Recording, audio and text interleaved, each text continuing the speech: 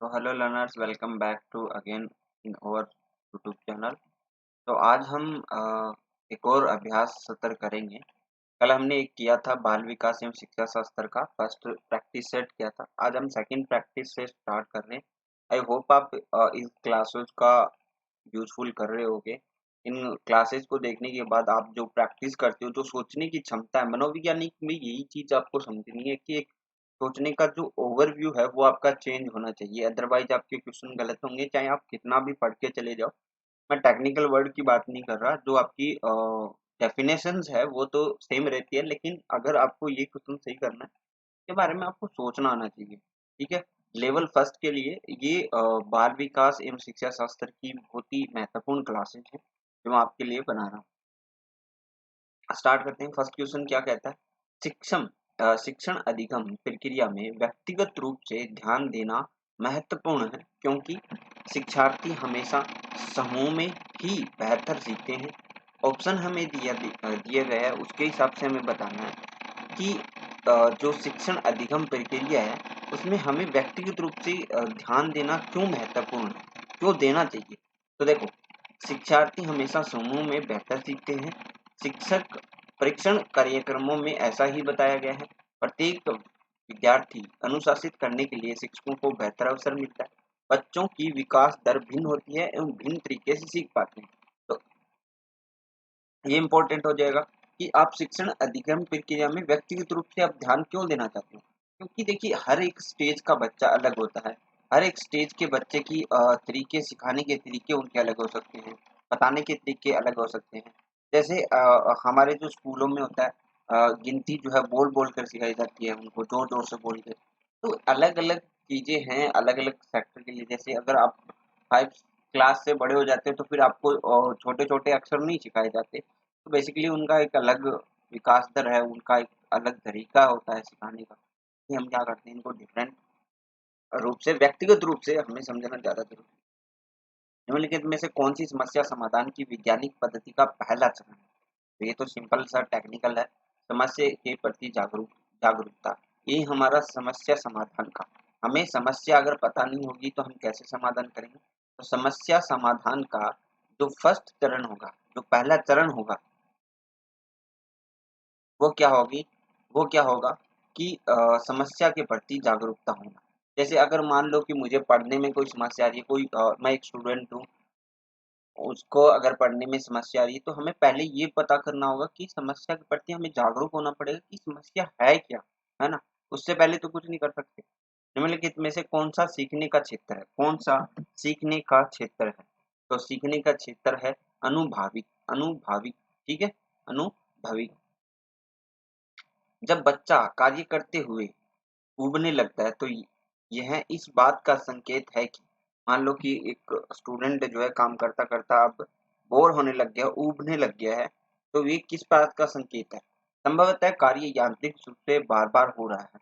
बच्चा बुद्धिमान नहीं है, तो इससे ये कुछ पता नहीं चलता कि बुद्धिमान है कि नहीं है।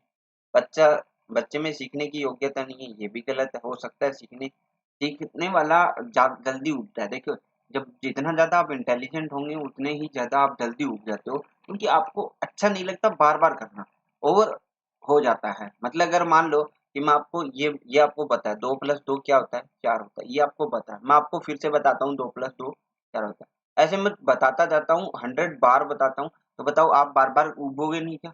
उगने लगने बोर नहीं हो जाओगे? क्लास के अंदर पढ़ने का मन ही नहीं करेगा। अगर मान लो कि मैं सीधे सीधे क्वेश्चन भी बोलते जाऊँ, आपसे बातचीत ही ना करूँ या आपको समझाऊँ ना, तो आप बोर नहीं हो जाओगे। तो वैसा ही सिस्टम। तो संभवतः कार्य यांत्रिक रूप से बार बार हो रहा है, यही इसका सही ऑप्शन हो जाएगा। देखिए प्रैक्टिकली आप सोचिए, अगर आप वास्तविक में एक स्कूल में पढ़ाना चाहते हो तो इसी तरीके से आपको सोचना आना चाहिए। और मैं ये भी कहूंगा कि उन बच्चों को पढ़ाने की जिम्मेदारी भी आपकी है, तो आप वो सीखे जाइए। एक पेपर क्रैक करने से कुछ नहीं, आपको सीखना होगा कि स्टूडेंट को कैसे पढ़ाया जाता है। ये मैं मान के चल रहा हूँ कि आप अच्छे से पढ़ाएंगे। नेक्स्ट देखो, प्राय शिक्षार्थियों की त्रुटियां की ओर संकेत करती है। क्या किसकी ओर संकेत करती है? तो वो संकेत करती है कि सीखने की जो उपस्थिति है वो नहीं है। सीखने में क्या है, स्टूडेंट अनुपस्थित है। देखिए, अगर आप बार बार त्रुटि कर रहे हो, जैसे मैंने आपको बार बार बताया, जैसे मैंने आपको बताया कि 2+2 होता है वो 4 होता है, आप क्या कर रहे हो, 2+1 कर रहे हो, कभी 3 कर देते हो। कभी 2+2 5 लिख दे रहे हो, तो इसका मतलब ये वो जो स्टूडेंट है, जो पढ़ने आया है, वो उपस्थित ही नहीं है क्लास के अंदर। ठीक है, सीखने वाला कुछ ना दिमाग के अंदर कुछ ना कुछ चलता है। जब अगर आपका क्लास में दिमाग होता है तो क्लास में कुछ ना कुछ आप सीखते हो, है ना। इसी इसी क्रम में हम आगे की क्वेश्चन को लेते हैं। निम्नलिखित में से कौन सी प्रगतिशील शिक्षा की विशेषता है? कौन सी प्रगतिशील शिक्षा की विशेषता है? क्वेश्चन नंबर 6 है। केवल प्रस्तावित पाठ्य पुस्तकों पर आधारित अनुदेश, गलत बात है। परीक्षाओं में अच्छे अंक प्राप्त करने पर बल, ये भी गलत है। देखिए, परीक्षाओं पर जो बार बार जो है ना नंबर लाने का नहीं होता, स्टूडेंट सीखता कितना है वो इम्पोर्टेंट करता है। मैंने काफी बार देखा, जैसे हमारे कॉलेज में होता था, जो 89% थे वाले स्टूडेंट थे वो भी आए थे बोर्ड से, और हम भी गए थे। उस टाइम में भी हमारा जो कॉमर्स का जो पेपर हुआ था, उसका जो मेरा हाईएस्ट स्कोर था उसके अंदर, वो भी कितना था, 67% के अराउंड था। यानी हम ये मान के इसमें देखिए, गवर्नमेंट कॉलेज के अंदर 60% अबव के स्टूडेंट जाते हैं, ये मानते हो। उससे ज़्यादा सारांश के नंबर थे, 80 स्टूडेंट, उसमें 80 सीट थी हमारे गवर्नमेंट कॉलेज के अंदर, तो उसमें से सिर्फ 4 स्टूडेंट के फर्स्ट डिवीजन थी। आप मान लो कितना लेवल जाता है नीचे। यानी हमें समझ होना, सब्जेक्ट की समझ होना इम्पोर्टेंट है। अगर आपको सब्जेक्ट की समझ नहीं है तो आप नहीं पढ़ा सकते या आप नहीं सीख सकते। तो आपको ये है कि जो परीक्षाएं जो है आपसे ली जाती है, वो नंबरों पे आधारित होना कोई जरूरी नहीं। ये कुछ भी आपको नहीं बताता एक स्टूडेंट के बारे में। हो सकता है वो उस टाइम नहीं पढ़ना चाह रहे हो, ये हो सकता है। तो आगे हम देखते हैं ऑप्शन में, बार बार ली जाने वाली परीक्षाएं। क्या पूछा, क्वेश्चन क्या था हमारा, कौन सी प्रगतिशील शिक्षा की विशेषता है। तो बार बार जो परीक्षाएं ली जाती है वो क्या है, प्रगतिशील शिक्षा की विशेषता है। शिक्षा, हमें परीक्षा लेने से मतलब ये नहीं है कि अच्छे मार्क्स लेने से, बार बार परीक्षा लेने से हमें परखने का मौका मिलता है स्टूडेंट को कि किस प्रकार का उसका माइंड। नेक्स्ट देखो, एक शिक्षक प्रश्न पत्र बनाने के बाद यह जांच करता है कि क्या प्रश्न परीक्षण के विशिष्ट उद्देश्यों की परीक्षा ले रहे हैं। यह मुख्य रूप से प्रश्न पत्र के बारे में चिंतित है। संपूर्ण विषय वस्तु के शामिल करने, प्रश्नों के प्रकार, विश्वसनीयता विश्वसनीयता वैधता। तो देखिए, ये वैधता पे होता है। क्या पूछा था हमारा क्वेश्चन, देखिए, अगर मैं आपको बार बार बता रहा हूँ तो इसका मतलब ये है कि मैं आपको समझाना चाह रहा हूँ कि आप साइकोलॉजी ऐसे पढ़ें कि आपके समझ में आना चाहिए कि क्या पढ़ रहे हैं, और ऐसा क्यों होगा वो भी आपको पता होना चाहिए। अगर आप सीधा सीधा पढ़ के अगर रटना चाहते हो तो साइकोलॉजी आपके कभी समझ में नहीं।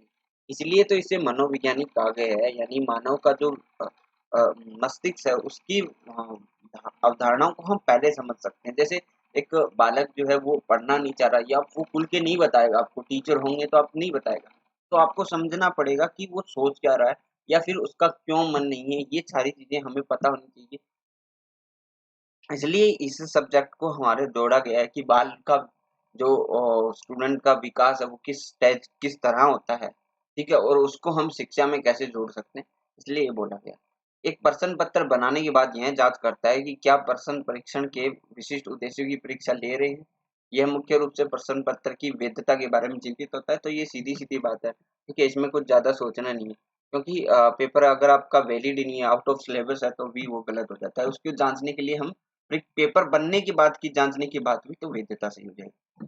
विवेचनता विवेचनात्मक शिक्षा शास्त्र का यह दृढ़ विश्वास है कि शिक्षार्थियों को स्वतंत्र रूप से तर्कना नहीं करनी चाहिए। तो ऐसा तो कोई नहीं बोलेगा, है ना भाई। स्वतंत्र रूप से अगर आप सोच ही नहीं सकते तो फिर आप सीखोगे क्या। स्कूल बच्चे स्कूल से बाहर सीखते हैं, ये प्रासंगिक है, तो ये भी कोई जरूरी नहीं है। शिक्षार्थियों के अनुभव और प्रत्यक्षण महत्वपूर्ण है, ये बात सही है। देखिए, आपको अगर इतना कठिन तरीके से आपको अगर टीचर बनाया जा रहा है तो उसमें देखिए आपको सारी चीजें अवेलेबल होती है। अगर एक अच्छे से पढ़ के टीचर बनता है तो उसमें ये सारी क्वालिटीज होगी, अनुभव भी होगा, प्रत्यक्षण महत्वपूर्ण चीजें भी होगी। नेक्स्ट देखो, विद्यालय आधारित आंकलन मुख्य रूप से किस सिद्धांत पर आधारित होते हैं।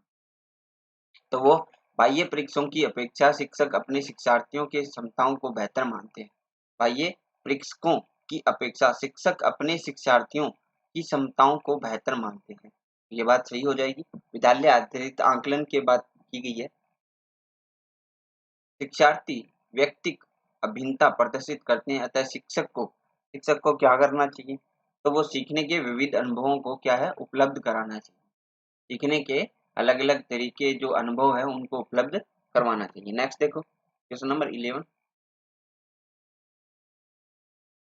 क्या बोलता है, निम्नलिखित में से कौन सा विकास का सिद्धांत है। विकास का सिद्धांत कौन सा है, ये आपसे पूछा गया है।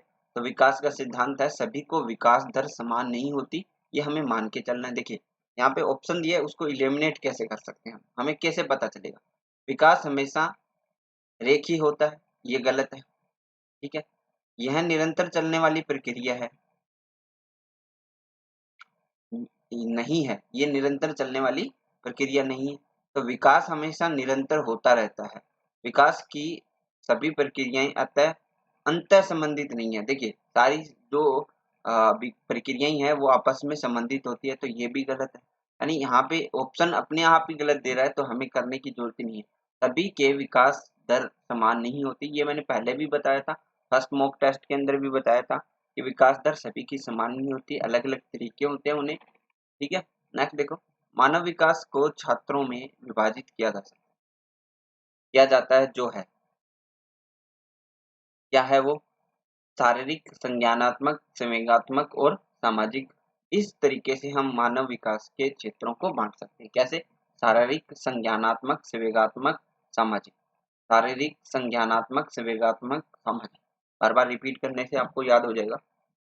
एक प्रशिक्षिका पाठ्य पुस्तक और फल सब्जियों के कुछ चित्र का प्रयोग करती है और अपने विद्यार्थियों से चर्चा करती है। विद्यार्थी इस जानकारी को पूर्व ज्ञान से जोड़ते हैं और पोषण की संकल्पना को सीखते हैं। यह उपागम कि किस अधिगम पे आधारित है, ये आप बता सकते हो क्या। बहुत ही बढ़िया क्वेश्चन है, फेमस क्वेश्चन है। तो ये क्या है, ज्ञान के निर्माण पे आधारित है, ज्ञान के निर्माण पे आधारित है। जैसे अगर आप एक बच्चे को समझाओगे तो आपके पास बहुत सारी चीजें, अगर प्रैक्टिकल लेके जाते हो कि ये एप्पल है, ये केला है, ये सारी चीजें हैं, इनके बारे में पोषण तत्व हम बताएंगे कि ये चीज हमें खानी चाहिए, तो क्या ज्ञान का एक निर्माण करते हैं। और हम स्टूडेंट जो है ऐसे ही सीखता है। एक प्रबल टीचर जो होगा वो सब कुछ सिखा सकता है, वो जो स्टूडेंट का माइंड है उसको सही दिशा भी दे सकता है और उसका डेवलपमेंट भी कर सकता है। जब बच्चे की दादी, चलो नेक्स्ट, क्या बोला हुआ है, जब जब बच्चे की दादी उससे उसकी माँ की गोद से लेती है तो वो बच्चा रोने लगता है। बच्चा ये किसका कारण है, अब ये देखिए, ये आपके प्राय आपको हमेशा दिखता हुआ है। सामाजिक दुश्चिंता, वेगात्मक दुश्चिंता, अजनबी दुश्चिंता, ये है वियोग। ठीक है, वियोग, वियोग मतलब बिछड़ने की दो चिंता है वो। ठीक है, समझ रहे हो। ये हमेशा प्राय होता है जब भी हम कभी कोई बच्चा होता है उसको हम किसी से लेते हैं तो वो रोने लग जाता है, और उसे वापस देते हैं तो वो चुप हो जाता है। तो उसमें क्या है, वियोग की दुश्चिंता है, वियोग की। ठीक है, समझ रहे हो, बहुत इंपॉर्टेंट क्वेश्चन था। शिक्षा के संदर्भ में समाजीकरण से तात्पर्य क्या है। समाजीकरण से क्या तात्पर्य है हमारा, हमारा तात्पर्य है कि सामाजिक वातावरण में हम अनुकूल और समायोजन बना सके। क्या कर सकते हैं, उस वातावरण को अनुकूल और समायोजन बना सकें। देखिए आप एक टीचर होने के नाते आपको पता होना चाहिए कि समाज कैसा होना चाहिए। समाज, एक अच्छा समाज यही होता है कि उसमें सब इक्वल हो। ठीक है, और ये आपकी जिम्मेदारी होती है कि आप स्टूडेंट को कैसा सिखाएंगे, आप स्टूडेंट को कैसे बनाएंगे। स्पेशली आप रीट लेवल फर्स्ट की तैयारी करते हैं उनके लिए, तो बेसिकली कोई बच्चा अगर बुरा बनने की कोशिश कर सकता है तो आप उधर को खींच के लेके आ सकते हो।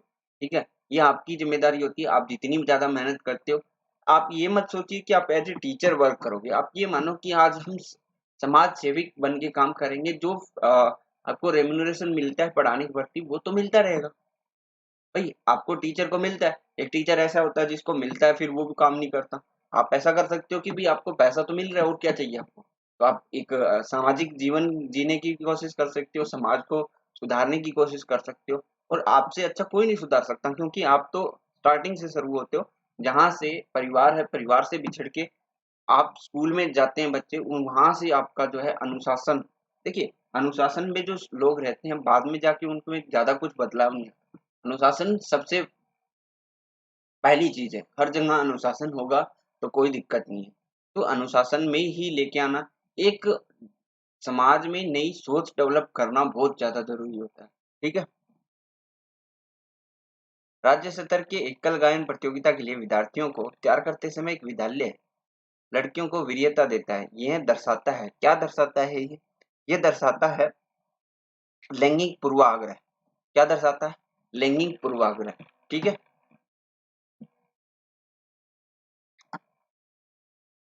बीच में बातें करने से आई होप आपकी वीडियो थोड़ी बड़ी हो जाती है, बट इसको इग्नोर करते हुए चलेंगे क्योंकि सारी चीजें इंपॉर्टेंट होती है जो मैं बताता हूँ। बाइगोत्स्की बच्चों के सीखने में निम्नलिखित में से किस कारक की महत्वपूर्ण भूमिका पर बल देता है? याद रखना, टेक्निकल वर्ड है ये, लेकिन आपको याद रखना है।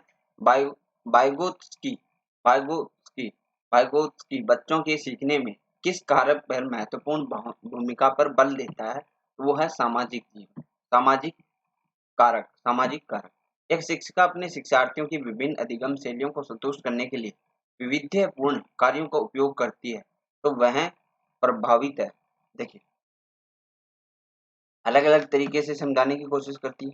ठीक है। तो उसके बारे में पूछा हमें, तो ये मैं आपको एक दिन डिटेल में बताऊंगा।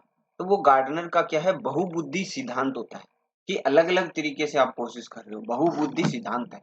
वैसे भी पता चल जाता है वैविध्यपूर्ण कार्य। देखिए ऐसे याद करिए, वैविध्यपूर्ण कार्य यानी अलग अलग तरीके से स्टूडेंट को बताने की कोशिश, उसको सिखाने की कोशिश। तो फिर क्या हो जाएगा, बहु बहु मतलब बहुत सारे। तो बहुबुद्धि सिद्धांत हो गया और गार्डनर का हो गया। ठीक है। एक शिक्षिका अपने आप से कभी प्रश्नों के उत्तर नहीं देती, वह अपने विद्यार्थियों को उत्तर देने के लिए कहती है। समूह चर्चा और सहयोगात्मक अधिगम अपनाने के लिए प्रोत्साहित करती है। यह उपागम के सिद्धांत पर आधारित है। ये किसके सिद्धांत पर आधारित है, ये हमें पूछा है।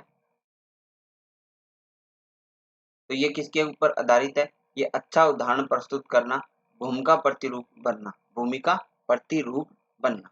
नेक्स्ट देखिए क्वेश्चन नंबर 20, निम्नलिखित में से कौन सा शिक्षक से संबंधित अधिगम को प्रभावित करने वाला कारक है? कौन सा कारक है? तो ये है विषय वस्तु की प्रवीणता। क्या है? विषय वस्तु की प्रवीणता। कोहलबर्ग के अनुसार कोहलबर्ग के अनुसार शिक्षक बच्चों के नैतिक मूल्यों को विकास कर सकता है। ये बहुत ही बढ़िया चीज है। देखिए नैतिक शिक्षा हमें, अगर हमारी नैतिक शिक्षा नहीं है तो हम समाज में शर्म लिहाज कुछ नहीं जानते। ठीक है। नैतिक शिक्षा ही हमारे जीवन का मूल्य देती है। तो ये पूछा कि कोहलबर्ग के अनुसार शिक्षक बच्चों के नैतिक मूल्यों का विकास कर सकता है या नहीं कर सकता, वो इस पे है। तो हमारे पास ऑप्शन देखिए, मैं ऑप्शन के साथ जाऊंगा। धार्मिक शिक्षा को महत्व देकर, यानी धार्मिक शिक्षा को अगर महत्व दे, व्यवहार को स्पष्ट नियम बनाए। देखिए धार्मिक शिक्षा का महत्व देना कोई नैतिक मूल्यों में नहीं आता। ठीक है। नैतिक मुद्दों पर आधारित चर्चाओं में उन्हें शामिल कर क्या करना पड़ेगा, नैतिक जो मुद्दे होते हैं उनमें हमें स्टूडेंट को बच्चों को शामिल करना चाहिए। अब धार्मिकता उसके अंदर नैतिक मूल्यों में नहीं आती। नैतिक मूल्य ये होती है कि हम दूसरे की इज्जत करें, बड़ों का सम्मान करें। तो इसमें कोई धर्म वाली बात नहीं है, सभी धर्मों में यही लिखा हुआ है। ठीक है। हम उसके ऊपर ज्यादा चर्चा भी नहीं करेंगे। नेक्स्ट देखो, छोटे विद्यार्थियों को कक्ष में समवयसों के साथ अंतःक्रिया करने के लिए प्रोत्साहित करना चाहिए, जिससे कि क्या होगा, जिससे ये होगा कि वो क्या करेंगे, एक दूसरों के प्रश्नों के उत्तर सीख सकेंगे। यानी अगर मान लो कि मैं आपको 5 क्वेश्चन देता हूँ, आप मुझे 5 क्वेश्चन दो, तो हम दूसरों में इंटरचेंज करेंगे। तो आपके और मेरे 5-5 क्वेश्चन यानी 10-10 क्वेश्चन हमें याद हो। जब एक निर्योग्य बच्चा पहली बार विद्यालय आता है तो शिक्षक को क्या करना चाहिए? ये बहुत इंपॉर्टेंट क्वेश्चन है। बच्चों की नियोक्ता के अनुसार उसे विशेष विद्यालय में भेजने का प्रस्ताव देना चाहिए। तो ये बात क्या है, सही है। मतलब अगर मान लो कि वो बच्चा निर्योग्य है, मतलब योग्यता नहीं है, यानी हम बोल सकते हैं विशेष योग्य जन जो होते हैं, जिनको मतलब तकलीफ होती है आम जीवन जीने में भी, तो उनको हम उनके लिए अलग अलग स्कूल खुले हैं हर जगह। हमारे राजस्थान में भी जोधपुर साइड इधर स्कूल खुले हुए हैं, तो उधर हम भेज सकते हैं। ये हमारी पहली चीज है। ठीक है। इसको हम लेके चल रहे हैं कि ये हमारा सही होगा। कार बना देता हूँ। उस उसे अन्य विद्यार्थियों से अलग रखना चाहिए। देखिए विद्यार्थियों में हमेशा ध्यान रखना, अगर आपके पास एक बिल्डिंग है और उसी में आपके स्टूडेंट पढ़ रहे हैं, लेकिन आप एक को इधर रख रहे हो, एक को इधर रख रहे हो, तो ये गलत है। ठीक है, ये गलत क्यों है? क्योंकि सब बैठे हैं और फिर आपको अलग बैठाया जा रहा है, तब गलत है। लेकिन अगर मान लो कि आपका स्कूल ही अलग हो, तो सब उसमें वैसे ही लोग होंगे, तो आपको अलग नहीं बैठना पड़ेगा। सरकारी योजना के विकसित करने के लिए बच्चों के माता पिता के साथ चर्चा करनी चाहिए, प्रवेश परीक्षा लेनी चाहिए, ये भी गलत है। यहाँ पे कोई भी संतुष्ट नहीं हो रहा सिवाय वन के कि बच्चे की नियोक्ता के अनुसार उसे हम विशेष विद्यालय में भेज सकते हैं। वहाँ पे अलग अलग तरीके से उनको सिखाया जाता है, जैसे कोई अंधा है तो वहाँ पे उसके लिए भी व्यवस्था होती है। याचे के संज्ञानात्मक विकास के चरणों के अनुसार इंद्रिय गामक संवेदी प्रेरक अवस्था किसके साथ संबंधित है? किसके साथ संबंधित है? तो अनुकरण, स्मृति और मानसिक निरूपण के साथ। क्या बोला? संवेदी प्रेरक अवस्था किसके साथ संबंधित है? तो वह अनुकरण यानी अनुकरण, स्मृति और मानसिक निरूपण। मानव व्यक्तित्व परिणाम है। मानव व्यक्तित्व परिणाम है। तो ये क्या है? आनुवंशिकता और वातावरण की अंतःक्रिया का परिणाम है। मानव व्यक्तित्व किसका परिणाम है? वो है आनुवंशिकता, यानी जो जेनेटिक्स है हमारे, जो हमारे पुरखों के जो जेनेटिक्स है उसके साथ, और प्लस क्या हो जाता है? वातावरण की अंतःक्रिया जो होती है उसके अनुसार हमारा जो है मानव व्यक्तित्व बनता है। जब बच्चा फेल होता है तो इसका तात्पर्य है कि क्या तात्पर्य है इसका? इसका तात्पर्य है कि बच्चे को प्राइवेट ट्यूशन, बच्चा फेल होता है तो इसका तात्पर्य क्या है? बच्चे ने उत्तरों का सही तरीके से याद नहीं किया। तो याद करने की कोशिश तो की होगी है ना, कोई भी फेल नहीं होना चाहता। बच्चा पढ़ाई के लिए योग्य नहीं है, तो हर एक स्टूडेंट योग्य होता है, सिर्फ उसको समझाना अलग हो सकता है। व्यवस्था फेल हुई, व्यवस्था इसमें कोई रोल नहीं करती, बच्चे को प्राइवेट ट्यूशन लेनी चाहिए। यहाँ पे क्वेश्चन नंबर 26 सही हो जाएगा, 26 का ऑप्शन बी सही हो जाएगा। शिक्षण से अधिगम पर बल देने वाला परिवर्तन हो सकता है। शिक्षण से अधिगम पर बल देने वाला परिवर्तन हो सकता है। कैसा परिवर्तन हो सकता है? बाल केंद्रित शिक्षा पद्धति पर अपनाकर। क्या हो सकता है? बाल केंद्रित शिक्षा पद्धति अपनाकर। नेक्स्ट, बीजों का अंकुरण संकल्पना के शिक्षण के सबसे प्रभावी पद्धति है। सबसे प्रभावी पद्धति है। क्वेश्चन नंबर 28 है, तो विद्यार्थियों द्वारा पौधों के बीजों को बोना और उसके अंकुरण के चरणों का अवलोकन करना। क्या बोला? बीजों को अंकुरण संकल्पना शिक्षण की सबसे प्रभावी पद्धति क्या है? क्या है कि विद्यार्थियों द्वारा पौधे के बीज बोना और उसके जो अंकुरण होता है उसको, उसके चरणों का अवलोकन करना, यानी ज्ञान प्राप्त करना कि कैसे अंकुरण हो रहा है। समावेशी शिक्षा क्या है? समावेशी शिक्षा क्या है? तो कक्षा में विविधता का उत्सव मनाती है। समावेशी शिक्षा क्या है? कक्षा में विविधता का उत्सव मानती है। नेक्स्ट, क्या बोलता है? निम्नलिखित में से कौन सा वस्तुनिष्ठ पर्सन है? वस्तुनिष्ठ पर्सन कौन सा है? लघुरात्मक पर्सन, मुक्त उत्तर वाला पर्सन। देखिए, मुक्त उत्तर में हम कितने भी वर्ड में दे सकते हैं। लघुरात्मक इसमें कम से कम 50 से 60 वर्ड होते हैं। निम्नात्मक इसमें से 200 से 250 से वर्ड का होता है। सत्य असत्य सिर्फ एक ही वर्ड का होता है, सत्य या फिर असत्य, है ना। ये हो गया वस्तुनिष्ठ पर्सन, तो आपका सी ऑप्शन सही होगा। तो आज की क्लास में बस इतना ही। नेक्स्ट क्लास में हम मिलते हैं। मैं हर सब्जेक्ट की प्रैक्टिस सेट करवाऊंगा आपके, कम से कम 50-50 प्रैक्टिस सेट कराऊंगा, यानी 50 इंटू 1500 क्वेश्चन हो जाएंगे हर आपके टॉपिक के। ये सारे क्वेश्चंस आपको पढ़ के जाना है, रिवीजन करके जाना है, फिर देखना आपके एग्जाम में कैसे मार्क्स आते हैं। आज के लिए बस इतना। Thank you, bye, have a nice day.